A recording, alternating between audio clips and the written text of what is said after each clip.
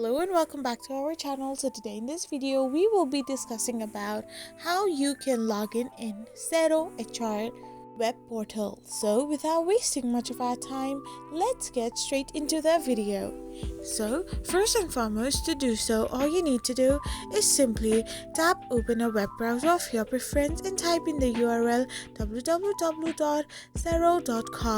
Once you do this, you will end up in its official website, where all you need to do is simply tap on the login option. Once you tap on the login option, type in your email address of your account and your password of your account as well. After doing this, hit on the login button. Once you hit on it, you can simply log in, or you can simply tap on forgot password if you have forgotten your password of your account. I hope you found this video helpful, so don't forget to hit that subscribe button and do give us a thumbs up. We will be back again with these informative videos. Thank you for watching.